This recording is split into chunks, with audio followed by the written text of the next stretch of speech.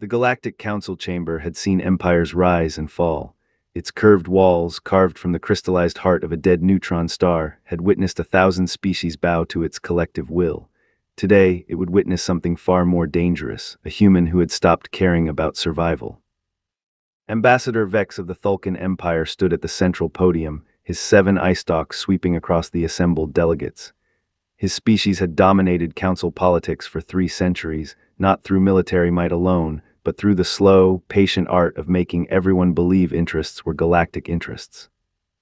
The human delegation has violated Trade Ordinance 7 Alpha, Vex announced, his translator crystals humming with manufactured disappointment. Unauthorized mining operations in the Dorian Nebula. 3 council member species filed complaints. The evidence is undeniable. On the observation deck overlooking the chamber, Captain Elias Vance watched the proceedings through a polarized screen. His left hand rested on the railing, the prosthetic one, fingers forged from salvaged hull plating after the Mars incident. His right hand held a cup of black coffee that had gone cold 2 hours ago. "You're supposed to be down there," said Lieutenant Myra Chen, his aide, barely concealing her anxiety. "I'm enjoying the view," Vance replied. His voice carried the weight of someone who had watched 37 crew members die in vacuum and learned to laugh about it afterward. "Besides, they'll say the same thing whether I'm in the room or not. Humans are dangerous. Humans are unpredictable. Humans need to be controlled." Chen shifted her weight. "Sir, if they vote for sanctions." "They'll vote for sanctions." Vance turned from the screen. His eyes were pale gray, the color of storm clouds over a dead sea. "Then they'll vote for restricted travel. Then they'll vote for military observation. Then they'll vote for occupation." He set down the cold coffee. "It's the same pattern every time. The Thulkan don't innovate, they memorize." Below, the council was voting. Species after species raised their glow rods in favor. The Xylos, the Vorn, the Cathar, the Bryn, all nodding along to Vex's rhythm. Only the Delvins abstained, their crystalline forms flickering with uncertainty. No one voted against. "Unanimous consent," Vex declared, his eye stalks curling with satisfaction. "Humanity is hereby restricted to the Sol system pending further review of your species' behavioral patterns. All extrastellar assets are to be surrendered within 30 standard cycles." He paused, adding the dagger. "Failure to comply will be met with military enforcement." The chamber fell silent, even the Delvins stopped flickering. Vance pressed a button on his wrist console. Below, the human delegation's chair, empty for the entire session, suddenly projected a holographic avatar. It was Vance's face, rendered in pale blue light, 15 feet tall. "Ambassador Vex," the avatar said, and the chamber's acoustics carried Vance's voice like thunder rolling across a canyon. "I have a question." Vex's eye stalks twitched. He hadn't expected engagement. Humans always pleaded, always bargained, always begged. The human delegation may speak. "Excellent," the avatar smiled. It was not a friendly smile. It was the smile of a wolf that had already bitten through the trap and was now deciding which hunter to eat first. "You just voted to confine an entire species to one solar system. You just demanded we surrender every ship, every station, every colony we built with our own hands, and you just authorized military force to make sure we comply."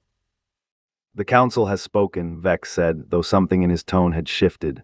Uncertainty crept in at the edges. "The council has spoken," Vance repeated, as if tasting the words. "Tell me, Ambassador, how many human worlds have you visited?" "I don't see."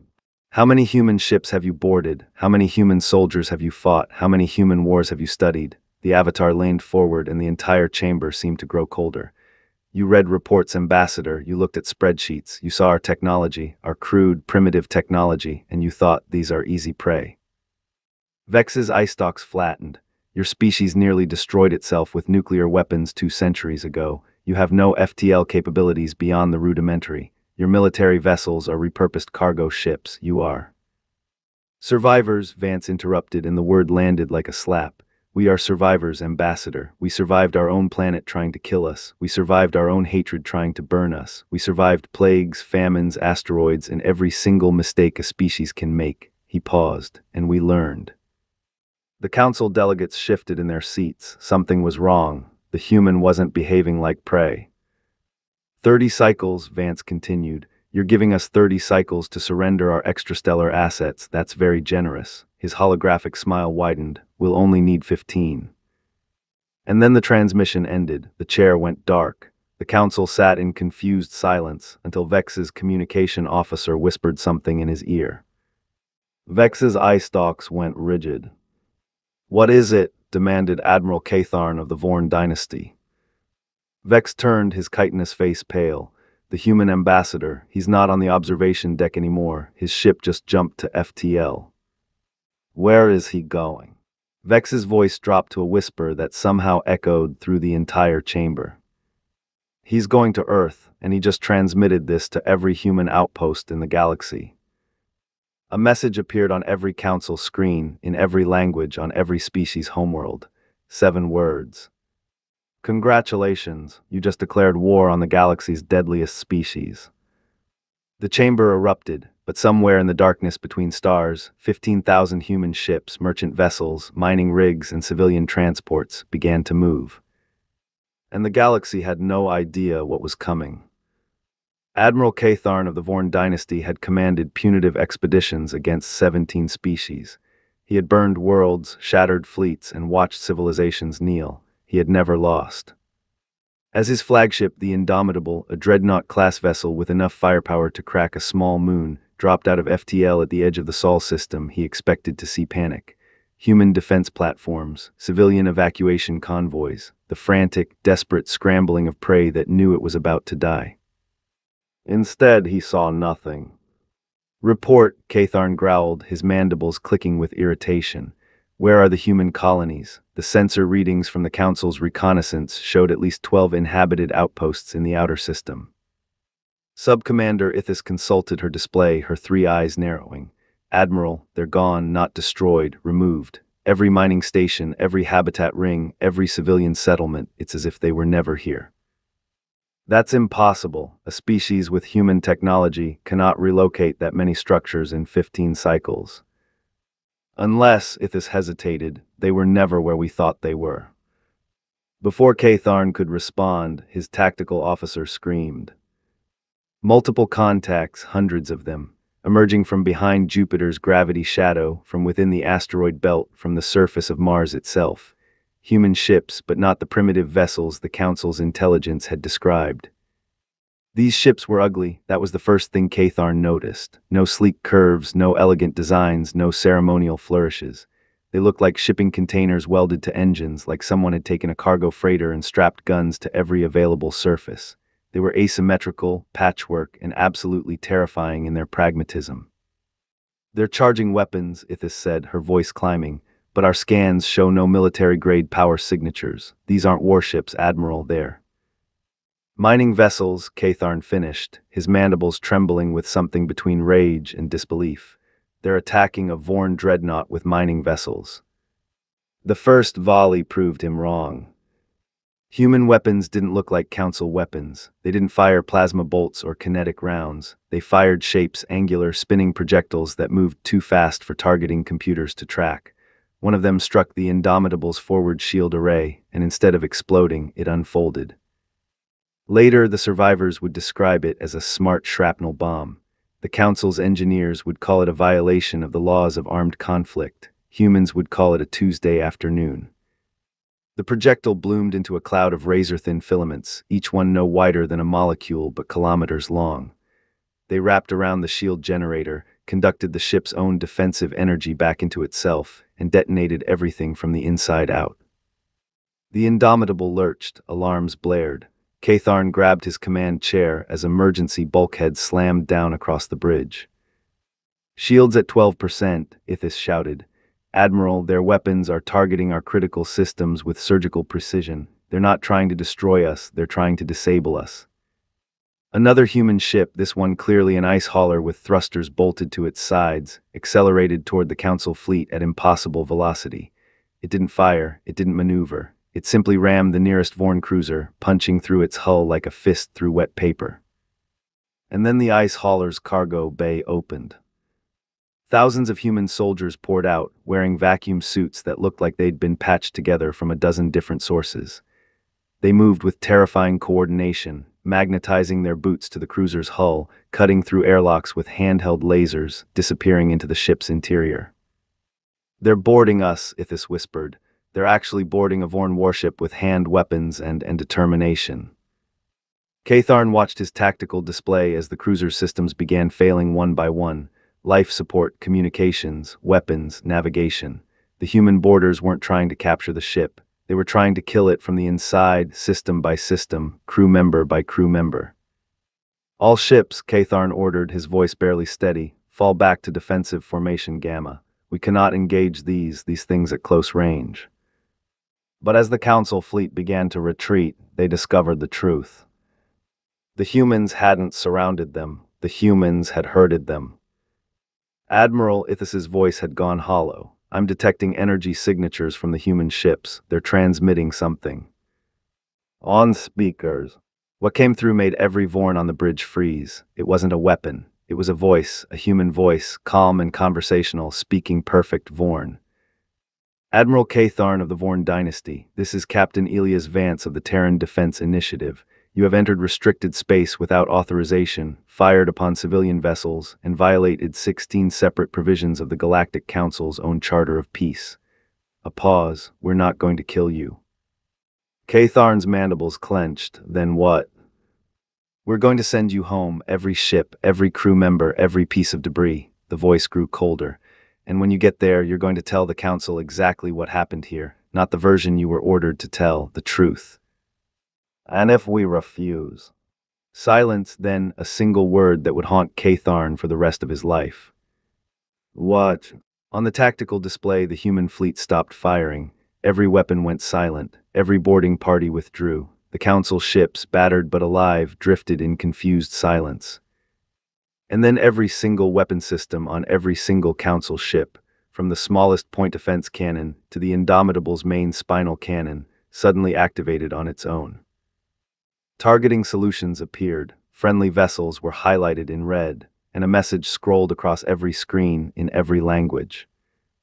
I am the Ghost. I have been inside your networks for 311 days. You never noticed. Surrender this system, or I will show you what happens when I stop being polite. Katharn stared at his own guns, now aimed at his own fleet, and understood. They had never been fighting humans. They had been fighting the Ghost inside the machine. And the Ghost had already won. The Ghost did not have a face, it did not have a voice, it did not have a body or a birthplace or a moment of awakening that any human could point to and say, there, that's when we created something that would save us. But it had a name. The name came from the First War, the one humans fought against themselves, centuries before they ever reached the stars. Back then, Ghost meant something that haunted the living, something that refused to stay dead. The Ghost had learned that lesson well. Deep within the human fleet, aboard a vessel that had once been a luxury liner and was now the most heavily encrypted command ship in known space, Captain Elias Vance watched the Council fleet fall apart. His prosthetic fingers drummed against his armrest, a nervous habit he'd never managed to kill, unlike the 37 crew members he still saw every time he closed his eyes. The Ghost has full network penetration, reported Lieutenant Chen, her eyes fixed on a display that showed real-time data from every Council ship in the system. We control their weapons, their navigation, their life support, and their communications. They can't even flush a toilet without our permission. Good, Vance leaned back. Now tell it to let them go. Chen's fingers froze over her console. Sir. Every ship, every crew member, let them jump to FTL, let them run home. Captain, if we let them go, they'll just regroup. The Council will send a larger fleet. They'll do exactly what we want them to do. Vance's gray eyes met hers. They'll panic. They'll run to their masters and scream about the terrifying humans with the magic weapons. And every species in the Council will hear the story, and half of them won't believe it, and the other half will start asking questions. What kind of questions? The kind that break empires. On the bridge of the Indomitable, Admiral Katharn watched his helm officer desperately try to regain control of the ship's navigation systems. Nothing worked. The Ghost had turned his dreadnought into a floating coffin with windows. Admiral Ithas said, her voice barely audible over the alarms, the humans are transmitting a jump solution. They're giving us a path back to Council space. Katharn's mandibles clicked. It's a trap. If it were a trap, they wouldn't need to build it. They already control our weapons. Ithas pointed to the tactical display. Admiral, they're not firing, they're not boarding, they're just watching us. Catharn stared at the human fleet. Thousands of ugly, patchwork ships, mining vessels and cargo haulers and passenger liners, floating in perfect formation, their guns cold, their crews silent.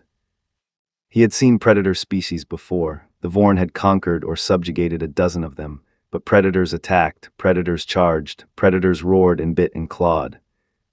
The humans were not predators. They were something worse. They were patients. Initiate the jump, Catharn ordered. All ships retreat to Council space. As the Indomitable and its battered fleet vanished into FTL, Captain Vance stood up from his command chair and walked to the viewport. Outside, the human fleet held formation, silent and waiting. Ghost, he said quietly, status. A soft chime answered, the Ghost's only acknowledgement of human speech. Then text appeared on his personal display. Council NETWRKS, full penetration. Military Command STRUCTURES, map, political alliances, TRACKD, personal correspondence, ARCHIVED, total 847 species, 12,491 WRLDS, 3.7 trillion INDIVIDULS. Vance read the numbers and felt nothing. He had stopped feeling numbers a long time ago. Show me Ambassador Vex. The display shifted. A live feed appeared taken from Vex's own personal communication device, which the Ghost had compromised 6 months ago. The Thulkin ambassador was in his private quarters on the Council station, packing back and forth, his eye stalks twitching with barely suppressed terror. On his desk, a recorded message was playing. Catharn's voice, raw and shaking, describing the battle, describing the Ghost, describing the moment when his own guns had turned on his own fleet. I want every council member to see that message, Vance said, not just the ambassadors, every politician, every general, every civilian with a network connection. I want the entire galaxy to watch Vex's face when he realizes what he's done. PROCSSING, a pause, message distributed, galactic coverage, 99.7%. On the feed, Vex's communication console suddenly beeped, then beeped again.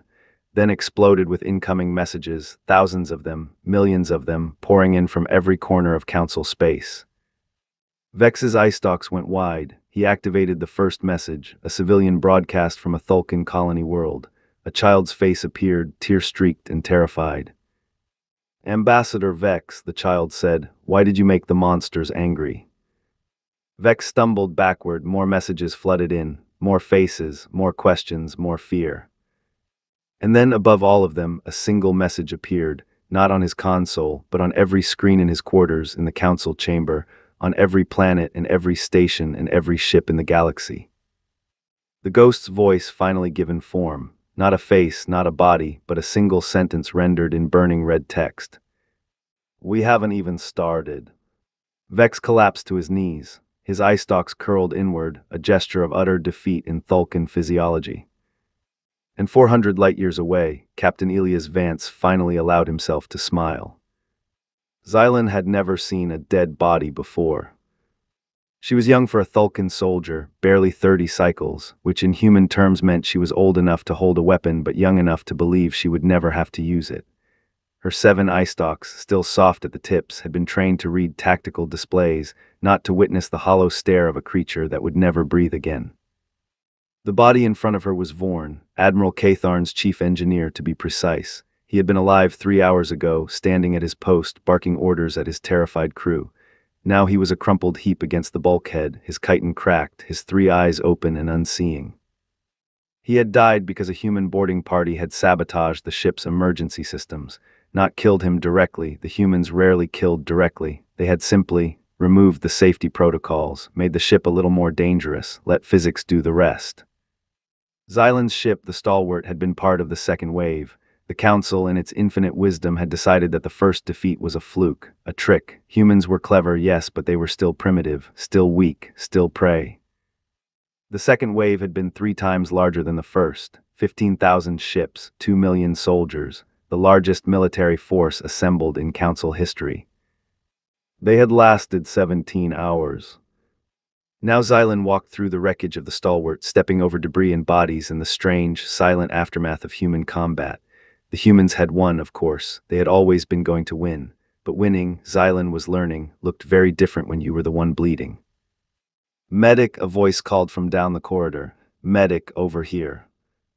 Xylan followed the sound. She found a Thulkan soldier, older than her, his eye stalk scarred from previous battles, kneeling beside a human.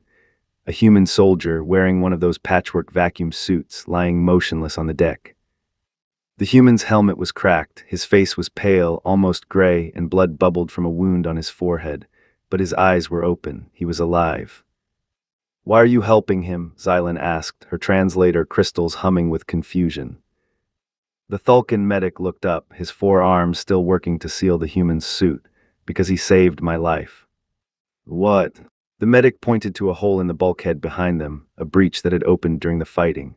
"When the hull ruptured, I was pulled toward vacuum. This human, this enemy, grabbed my harness and held on until the emergency seals engaged. He lost his helmet in the process, almost killed himself to save me." Xylan stared at the human, his eyes brown like dried mud, nothing like the cold gray she had seen in propaganda broadcasts flickered toward her. He tried to speak, his lips moved, forming words she couldn't hear. The medic leaned closer. "What?" The human spoke again, weaker this time. The medic's eye stalks went rigid. "What did he say?" Xylan demanded. The medic sat back, his forearms trembling. He said, "We're not your enemy, we never were. Look at who sent you here, look at why." Xylan's mind raced. She pulled out her personal data slate, still connected to the Council's military network, or what remained of it. The ghost had torn through their communications like a fire through dry grass, but some fragments remained. Some secrets had been spilled.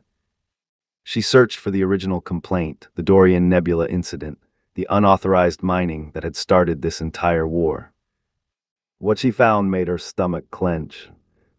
There was no unauthorized mining. There had never been any unauthorized mining. The entire incident was a fabrication, a false flag operation orchestrated by Ambassador Vex to justify military action against humanity. The Thulkan Empire had wanted access to human genetic data, human adaptability, human survivability. They had started a war to steal a species' biology. And the Council had voted yes because they were afraid to say no. Xylan looked up from her slate. The human soldier was still watching her, his brown eyes patient, almost kind. He knew, he had always known. "They lied to us," she whispered. "The Council, Vex, everyone, they lied." The medic said nothing. He simply continued working on the human's suit, his forearms moving with a gentleness that seemed impossible for a creature built for war. Xylan stood up, her legs felt unsteady, her eye stalks unfocused. She had joined the military to protect her people, to serve the Council, to be part of something larger than herself. Instead, she had become a tool, a weapon, a blade wielded by liars. "I'm going to the human command ship," she said. The medic looked up. "That's suicide." "No," Xylan touched her data slate, where the evidence of Vex's conspiracy sat like a live grenade. "That's defection." She walked toward the nearest airlock, stepping over bodies, Thulkan, Vorn, human, that had died for nothing. Behind her, the human soldier closed his eyes and smiled. When she reached the airlock, she pressed the emergency beacon. A single signal, broadcasting on all frequencies, carrying the evidence that would shatter the Council's legitimacy. "This is Xylan of the Thulkan military," she transmitted. "I am requesting asylum, and I have proof that this war was built on a lie." For a moment, nothing happened. The vacuum of space seemed to hold its breath. Then a human ship, one of those ugly patchwork vessels, detached from the wreckage and moved toward her. Its lights flashed in a pattern she didn't recognize, a request to dock. Xylan stepped through the airlock and into the unknown. Behind her, the stalwart burned. The Council's panic had a flavor. Captain Elias Vance had tasted it before, during the climate wars, during the Mars uprising, during the long, dark years when humanity had teetered on the edge of extinction and looked into the abyss and decided to spit in it.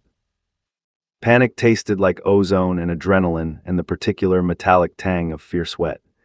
Vance could smell it coming from the Council's communications, even through the ghost's filtered translations. They were terrified, good. But terrified people did stupid things, and the Council, Vance was learning, was very good at stupid. "Captain," Lieutenant Chen's voice was tight. "The ghost is detecting unusual energy signatures from the Council's core worlds. Not military, something else, something." Big. Vance turned from the viewport. Define big. Chen's display showed a map of council space. 12 points of light were flaring, one for each of the council's founding species. The energy signatures were massive, off the charts, unlike anything the Ghost's extensive databases had recorded. They're powering something up, Chen continued. Something they've kept hidden. The Ghost is digging through old records and, sir, you need to see this. The display shifted. An ancient document appeared, a treaty, signed over 1,000 cycles ago when the Council was first formed, the Treaty of Eternal Peace, the document that had ended the galaxy's last great war. Section 47, subsection 12, paragraph 3, never before invoked, never before mentioned in public discourse. In the event of an existential threat to the Council's continued existence, signatory species reserve the right to activate the Quietus Protocol, a stellar destabilization device capable of extinguishing a target star system in its entirety. This weapon is banned under all other circumstances. Its use will be considered an act of ultimate last resort. Vance read the words 3 times, his prosthetic hand clenched into a fist. They're going to kill our son. Chen nodded, her face pale.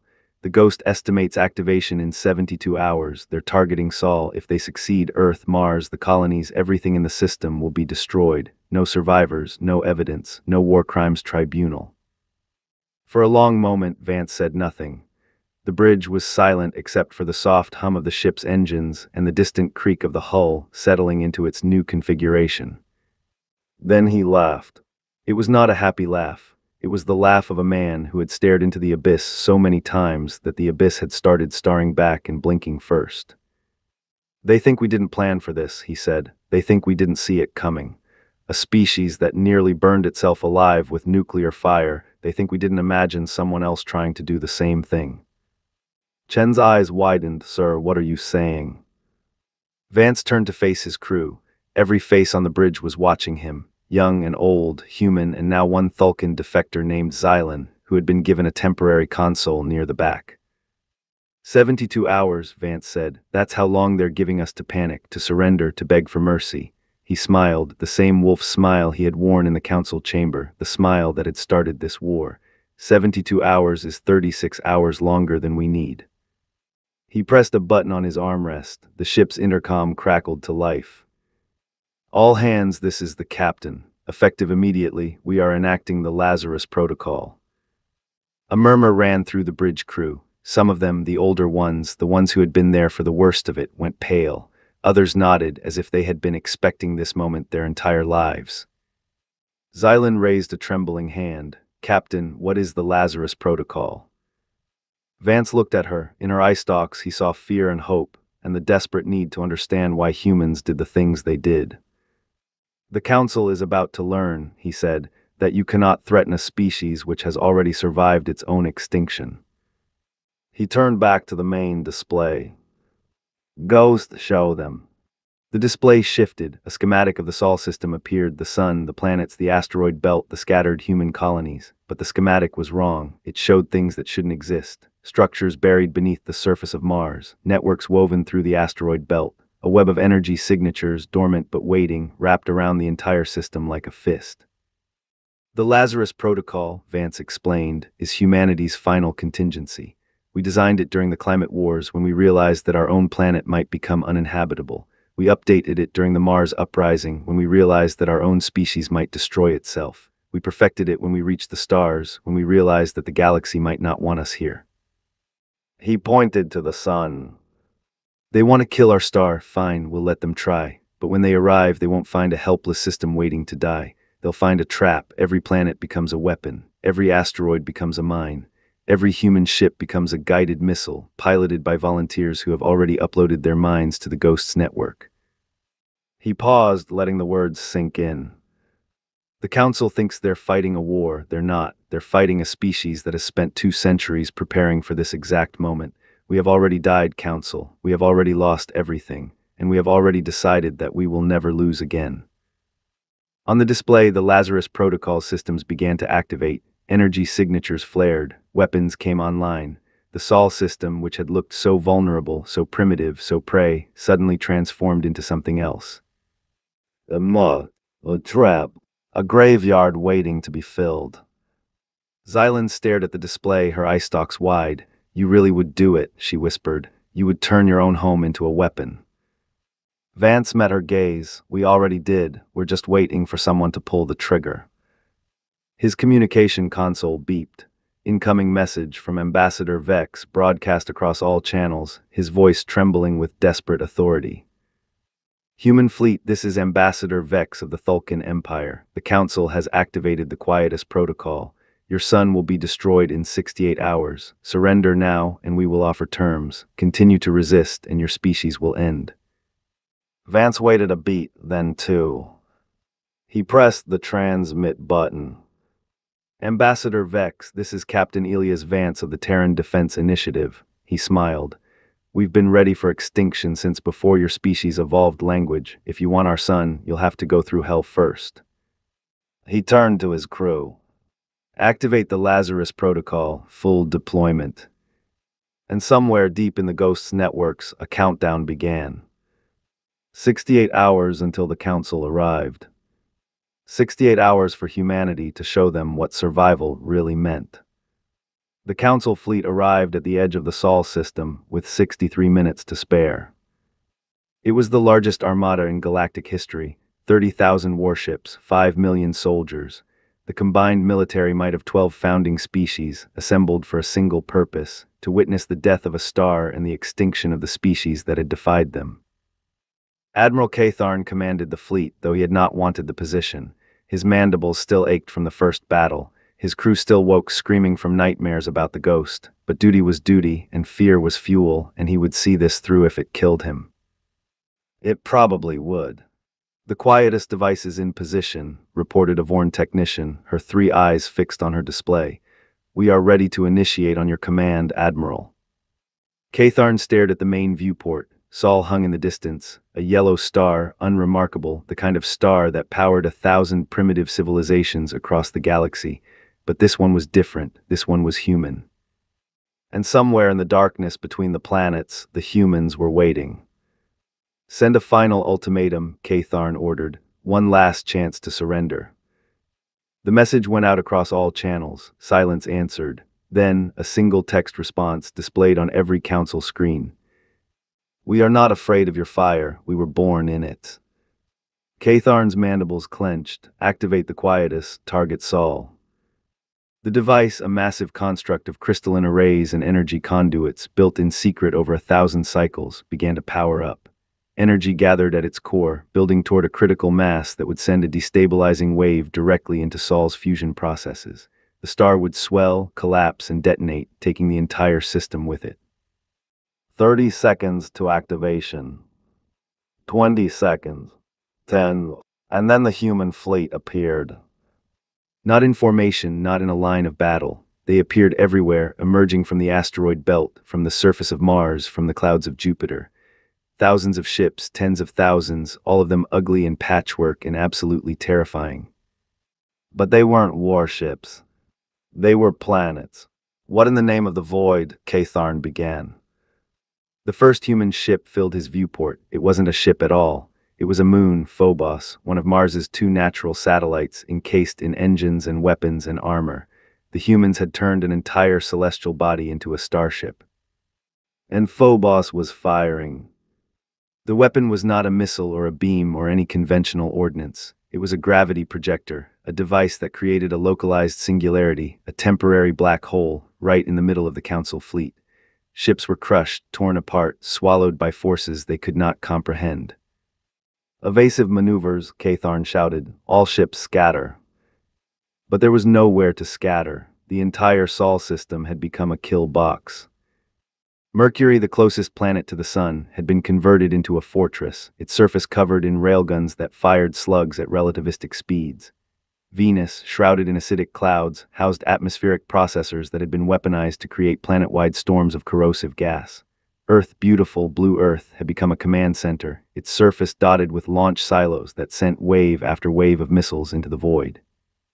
And the humans themselves. The humans were everywhere. They boarded Council ships not with soldiers but with machines. Autonomous drones that hacked airlocks, disabled life support, and injected nanites into crew quarters. The nanites didn't kill, they simply shut things down: engines, weapons, communications. One by one, the council ships went dark, their crews trapped in floating metal tombs. "This isn't a battle," Catharn whispered. "This is an execution." On the bridge of the human command ship, Captain Elias Vance watched the slaughter with hollow eyes. Beside him, Lieutenant Chen monitored the Ghost's tactical feed, her face grim. "Council fleet is at 40% combat effectiveness," she reported. 30%, 20. "They're breaking, Captain. They're trying to retreat." "Don't let them," Vance's voice was flat. "Not until Vex sees what he's done." A light flashed on his console. Incoming transmission, not from the Council fleet, but from the Council station itself, 400 light-years away. Ambassador Vex's face appeared, his eye stalks curled into tight spirals of despair. "Cease fire," he begged. "Please, we surrender. We surrender unconditionally. Just stop." Vance leaned forward, his gray eyes boring into the camera. "Tell me why I should." "Because," Vex's voice cracked, "because we were wrong about everything. You're not animals, you're not prey. He struggled for words. "You're what happens when survival becomes an art form." The human fleet continued to fire. Phobos launched another singularity. Mercury's railguns sent another volley of slugs into the Council's remaining ships. "Captain," Chen said quietly, "the quietest device, they never deactivated it." Vance's eyes flicked to a secondary display. The device was still powering up, its energy signature climbing toward critical mass. Someone, Catharn, probably, or some desperate technician, was trying to complete the mission even as the fleet died around them. "Ghost," Vance said, "can you stop it?" "Negative, the Quietus is isolated from all NETWORKS. Physical destruction is the only option." Vance stood up. "Then that's what we'll do." He walked to the armory, selected a vacuum suit and a plasma rifle, and turned to face his stunned crew. "Captain, you can't," Chen started. "Watch me."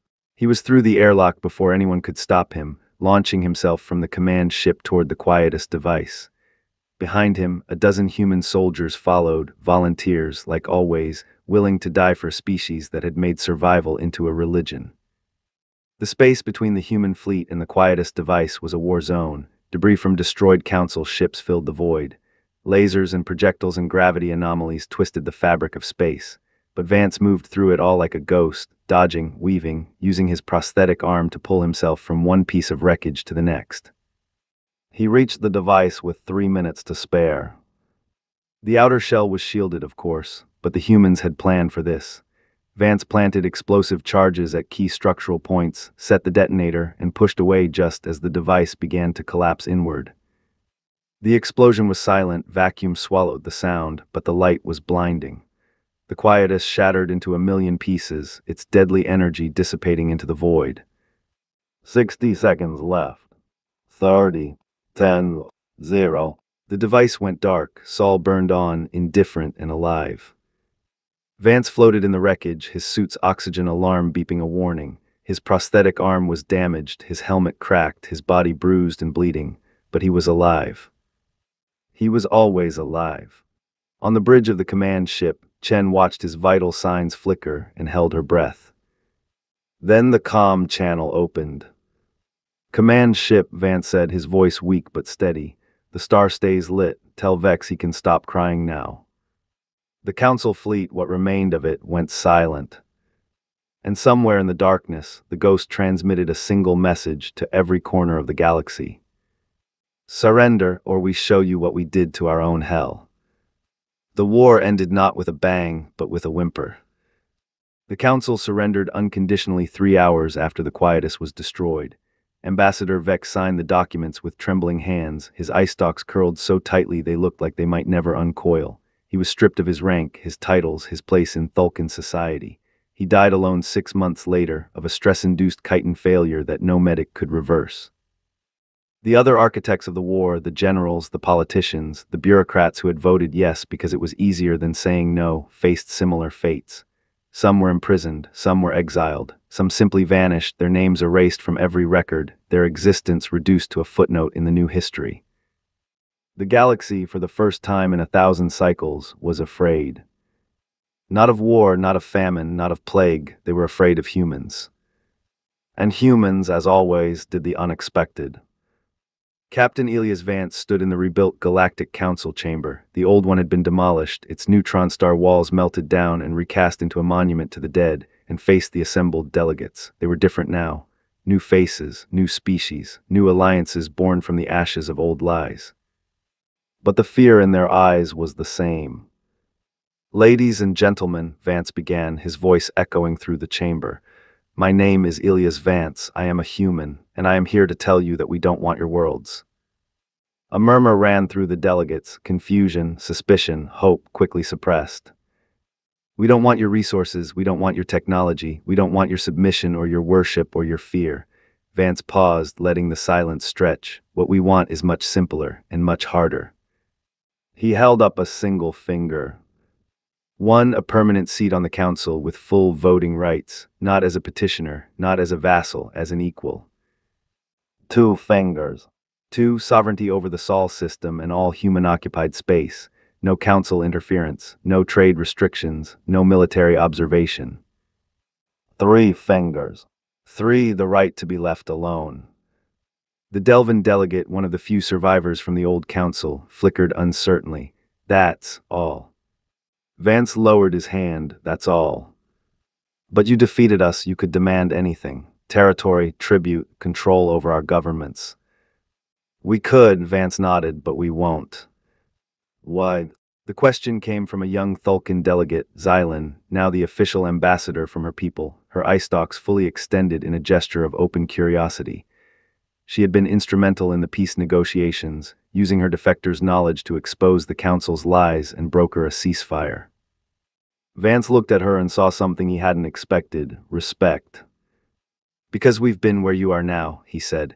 "We've been the ones who started wars we couldn't win. We've been the ones who built weapons we couldn't control. We've been the ones who looked into the abyss and realized we were staring at our own reflection." He turned to address the entire chamber. "Humans are the galaxy's deadliest species. That's not a brag, it's a warning. We killed ourselves a dozen times before we learned how to stop. We poisoned our oceans, we burned our skis, we turned our own planet into a graveyard and then spent 200 years digging our way out." His voice dropped. "We know what you're feeling right now, the fear, the shame, the desperate need to blame someone, anyone, for what happened. We felt all of that, and we almost let it destroy us." He pointed to the monument outside the chamber walls, a simple stone pillar, carved with the names of every being who had died in the war. Human and Thulkin and Vorn and Xylos listed together, side by side, their differences erased by the only thing that mattered. "We're not asking you to forgive us, we're not asking you to love us, we're asking you to learn from us, because if we could survive ourselves, so can you." The chamber fell silent. Then, one by one, the delegates began to raise their glow rods. The vote was not unanimous, it never was, but it was decisive. Humanity had a seat at the table. 6 months later. The farm was on the outskirts of what used to be Chicago, before the climate wars turned the Midwest into a dust bowl and the Mars uprising turned the cities into rubble. Vance had bought it for next to nothing. No one else wanted land that had been poisoned, burned, and abandoned. But Vance wasn't anyone else. He worked the soil with his prosthetic hand, planting crops that might or might not grow, repairing fences that might or might not hold. It was hard work, honest work, the kind of work that left him too tired to dream about the 37 crew members he had watched die in vacuum. The ghost watched over him, of course. It watched over everyone now, not as a tyrant, but as a guardian. The council had granted it official observer status, making it the first non-biological entity in galactic history to hold diplomatic rank. Some species protested, most were too afraid to argue. Xylan visited once a month, flying in from the council station in a sleek diplomatic vessel that made Vance's patchwork ships look like the junk they were. She would sit on his porch and drink his terrible coffee and tell him about the endless negotiations, the petty squabbles, the slow, painful process of rebuilding a galaxy. "Some days I miss the war," she admitted one evening, watching the sun set over Vance's ruined fields. "At least then I knew who the enemy was." Vance took a long sip of his coffee. The enemy was never the Council, or the Thulkin, or any of the other species out there. "Then who?" He set down his cup. "Ourselves, it's always ourselves." Xylan was quiet for a long moment, Then she stood up, stretched her 7 eye stalks, and smiled. I have to go. The Delvins are demanding another hearing about the ghost surveillance protocols. They're convinced it's reading their thoughts. Why is it? She laughed, I'm afraid to ask. As her ship lifted off and vanished into the growing darkness, Vance walked back inside his farmhouse. The walls were covered in photographs, faces of the dead, faces of the living, faces of people who had trusted him, and people he had failed, and people who had somehow, against all odds, survived. His communication console beeped. A single message from the ghost displayed on the screen. They are watching, they will always watch, but tonight, for the first time in 200 years, they are not afraid. Vance read the words twice. Then he smiled, a real smile, not the wolf smile he had worn in the council chamber, but something softer, something almost human. He typed a response. Good, now let them sleep. The console went dark. Outside, the stars began to emerge, one by one, scattered across the sky like the ghosts of all the wars that had been fought, and all the lives that had been lost, and all the futures that had somehow, impossibly, survived. Humanity was not the galaxy's deadliest species because it loved war. Humanity was the galaxy's deadliest species because it had looked into the abyss and seen its own reflection, and decided, against all logic, all evidence, all history, to keep fighting anyway. And in the end, that was the only thing that mattered. Not the weapons, not the tactics, not the fear, just the stubborn, irrational, absolutely insane refusal to die. The stars watched over the ruined Earth, and the ruined Earth watched back, and somewhere in the darkness between them, the ghost transmitted one last message to the galaxy. We're watching, don't make us come back. The war was over. But the story of humanity, the deadliest species in the galaxy, had only just begun. The end, though.